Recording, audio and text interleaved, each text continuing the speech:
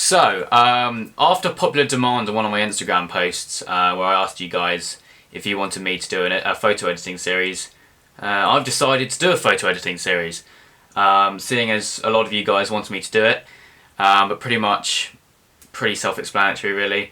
I'll just go through with you some of the tricks and techniques that I use in order to edit some photos. So in this video, as you tell by the title, it's like a basic settings, so it's just starting off pretty simple, going through kind of the basic things that I do to every photo that I edit, and then in future episodes I'll do some like cloning and more complicated stuff basically.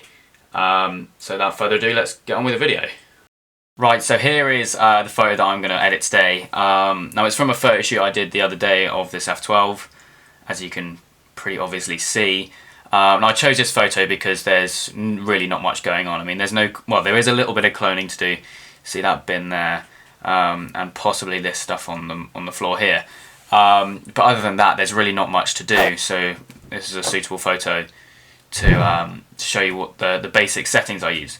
So before I do anything, I always scroll down to here, because on every photo I sharpen it and then make sure my camera and everything is like, I don't know, set up for this photo, so it like gets rid of the distortion and stuff.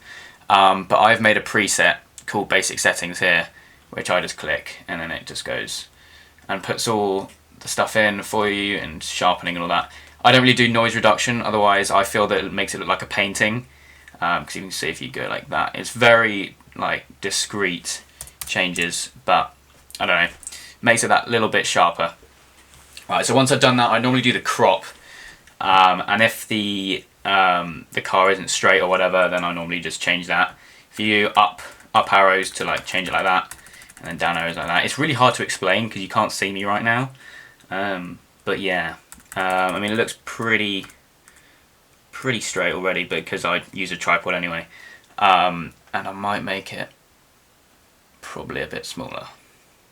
But normally when I edit something like this, once I've been looking at it for a while, I might change it or something. Right now, change the exposure, all the standard stuff really. I mean, it doesn't really need changing much, but you can see there's a lot of shadow down here. But we can deal with that in a minute. Contrast, love a bit of cheeky contrast. Right, pretty standard stuff really. I don't really overdo it, because if you overdo the shadows, it does make it look a bit interesting. But because it's quite a dark car with dark wheels and stuff, you do need a bit of shadows. Right, let me go onto this little section. I don't really oversaturate pictures too much, otherwise it does look really rather weird.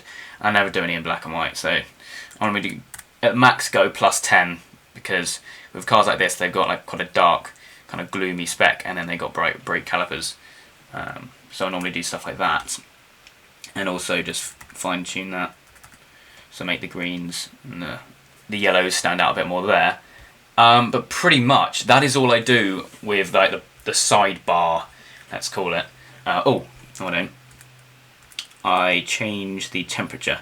Now, when you alter the temperature just by clicking the arrow keys, it changes it by 5. But if you go and hold, like click and hold on this, and then you can slowly move it.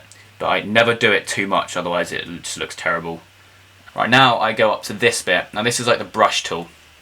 So if you press the square bracket on the right hand side, it makes the brush bigger, and on the other side it makes it smaller. I'm presuming you guys kind of know how to use Lightroom. If not, let me know in the comments and I can like slow down a bit, because I've never done anything like this before, so I don't really know what I'm talking about, because I never really talk to myself when I'm doing it. I kind of just do it. So I'm not the greatest at explaining, I have to say.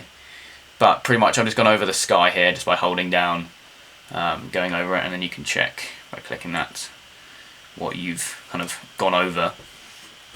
What I'm going to do, I'm going to make it a little bit brighter, because what it was like before, it's kind of a bit too dark. And I'll make the highlights a bit more. Other than that, nothing else. Actually, I might saturate it slightly. Nah. And then right, now what I'm going to do is I'm going to use a graduated filter, which is this button in the middle, And then I do this to all photos recently because I quite like the style of doing it. But generally just make the floor before the car slightly darker because it leads your eye into the car more. And then put the contrast up and the clarity up, and in fact the sharpness up, because as you can see it just makes it just a lot, I don't know, sharper, that's the word. Right, so yeah, I've done the thing on the floor now. As you can see, it hasn't really made a difference too much, but after doing that I now want to make the car a bit brighter. So you see this side bit here, it's a lot darker, and this bottom bit here, so pretty much just go over that with a brush and then make that a bit brighter, because what I try to do with photos is make the exposure of the whole car all the same, because it makes it stand out a bit more and it is the focus point of the photo. So do the saturation a bit. I wish my fan would shut up. Right, now I'm going to do the wheels, because that's what I think really makes the car. So just make the brush a bit bigger, go over that wheel, and because they're both different exposures, you do them separately. Oh my god, my fan is going crazy. Okay, I hope you can still hear me. That'll be awkward. Right, so what I tend to do with the wheels is, because I think it's like the first thing you look at really, make it a lot sharper, put the clarity up and the contrast up, and then do the same with the other wheel.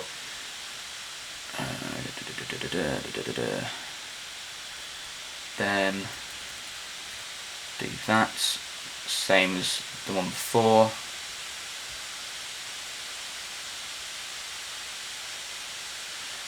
Done. Right, I have an idea. I'm going to cut this and then let my laptop kind of slow down. A few moments later. Right, the fan is kind of shut up a bit. Yeah, what I did with the wheels, I pretty much make them slightly brighter, sharpen them and saturated them slightly. No, oversaturated them slightly, just because they have yellow brake calipers.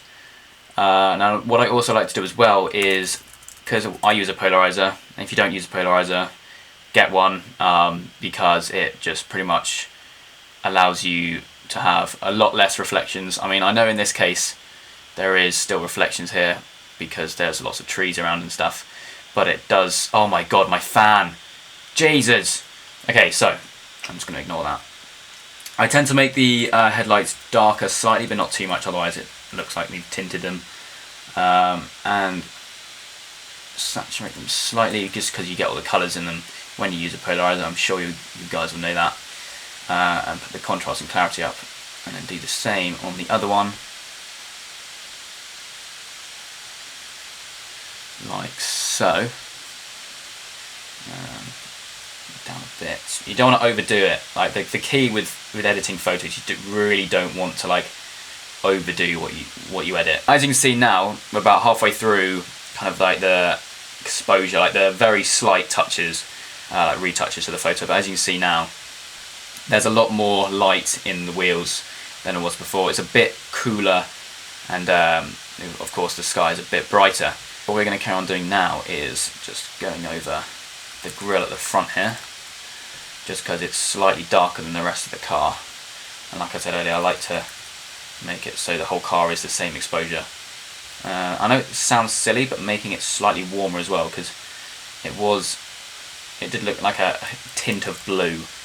And also what I like to do is, seeing as this is chrome, just go over it, make it a bit brighter, make it stand out, because it's the little things which people don't really expect you to do, but if you do it then it just makes it look cooler.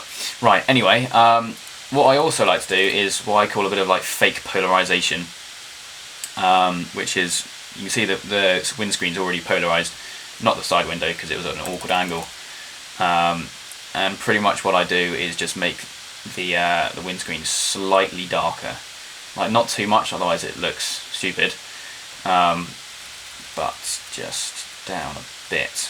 Make sure you press that, go over it once again, because you don't want to miss any bits out. See this bit down here, I mean you won't really notice it, but still worth doing it properly. Right, so as you can see, I'll keep on referring back to the old one, it's just ever so slightly darker, and gives more, I don't know, contrast, I suppose, to the car. Don't really know what I'm talking about, to be honest. Right, now I'd say the car is pretty much, actually no, that is too dark there. Make that slightly brighter.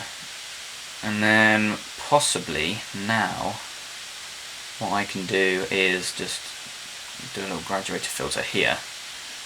So what I'm going to do is make this darker, because if all of this L shape here is darker and all, as you can see here, this is all brighter, it will just lead your eye to the car more, which is pretty much what I'm trying to do. Actually, I just noticed something. This whole floor here is very blue, like you can see that bit there. So pretty much just increase that slightly. Not too much. Meh, I'll do. Another stupid little thing I do is make the number plate brighter. Just because I think that that's another thing that people look at first glance. As you can see, it's just that a little bit better, you can see more of the car. But now I'm done with the foreground. I'm going to move to the background now. And what I like to do, especially in like December and January, like months like in the winter pretty much, when there is no sun here, I like to add a little bit of fake sun. Not too much, otherwise it looks like, I don't know, just looks pretty crap really. But just add a little bit and it just, I don't know, makes it, just the little things, like I said. I'm not really good at like commentating my editing, because like I said, I don't really talk to myself when I edit. But I guess I'll get better. But that is pretty much, no, I always say that and then there's another bit. Alright, make that a bit brighter. I think now that is pretty much it for the Lightroom side of it. So, right click, edit in Photoshop. Hopefully this won't take too long to load. And we pretty much load it in there and just clone out a few bits. Other than that, then we will be pretty much done. So the photo has loaded into Lightroom, good one Luke, Photoshop now. Now like I said earlier at the start, there is really nothing much going on in this photo, like there's no people to clone out. But there are a few things that I think distract you from the car, which is of course the focus point. This little bin thing here, that orange thing, which is in fact a windsock, which I'm going to get rid of, and possibly this like mud, and in fact possibly the line, but I'm not sure if it will work properly or not. But it's just petty little things, but I don't know, I'm a bit of a perfectionist on here, so it's same controls to make the brush bigger and smaller than on Lightroom, just the square brackets to change it. Now I've just realised that that tree will probably have to go too, because it's right behind it. So what I'm going to do is select this, I don't know what that's called, I think it's a lasso tool. Oh, it is! Right, okay, and just hold down and just go around it. And then something that's just really handy, press shift and the backspace and it's content aware. Sometimes it works, and of course it doesn't really work now. But what I'm going to do is I'm just going to do the same for this. Because I'm lazy, if the content aware doesn't work, then I use the clone stamp. But it's worth trying. Oh wow, lovely. Right, now I'm going to use the clone stamp just because I want to show you. Pretty much hold down Alt and click the bit which you want to use and recycle pretty much. And then go over this bit. Right, that bit. And this bit. Oh great, it's going to be annoying, isn't it? And this is the bit which takes a long time because you have to make it look as real as possible. Even though it's really not that real at all. Now my one top tip for when you're cloning, make sure that whatever you do, you don't doesn't make it obvious that you use repeated bits. Like see that bit and that bit. If you look closely you'll see that it's repeated, so pretty much remove any other repeated thing. Oh, that went lovely, didn't it? Any other, oh, wow! Okay, right, let's just choose a bit all the way from over here. Just so it doesn't look like it's repeated too much. Even the change between that is a little bit. I've just realised something. When I upload this, you're gonna comment everything that I've changed. Oh, lovely. Right, so just do this little windsock thing. This shouldn't be too bad because it's in the bushes. I mean, you won't really notice that, will you? To be honest, this little bit here Go around the outside of the car. Oh wow! That went lovely, didn't it? Of course it had to do that. So pretty much just do that. If this doesn't look very good because I've used the freehand one, yeah, that looks terrible. In fact, I can just do this. Pretty much, editing in a nutshell is very like fiddly and fine-tuney, I suppose. But now what I'm going to do is I'm going to attempt to get rid of the majority of this dirt. I'm going to try and do it in one hit because I'm lazy. Probably not going to work. And no. Right, so what I'm going to do is use the clone stamp tool, which is there if you don't know, and increase the brush size very slightly. Hold down Alt again, click there, and then just go over a bit, and then just go. Pretty much just start this side and just click next to the bit of dirt which you want to get rid of. I mean, I am worried it's probably going to look like it's repeated quite a bit, so just try and mix it up a bit. Right, okay. Seeing as it's taking so long, I'm going to try and do this for a bit longer, and then once I'm done I will show you what it looks like, because you get the idea of what I'm doing. I'm just repeating it all the time. So yes, I will catch up with you in a bit.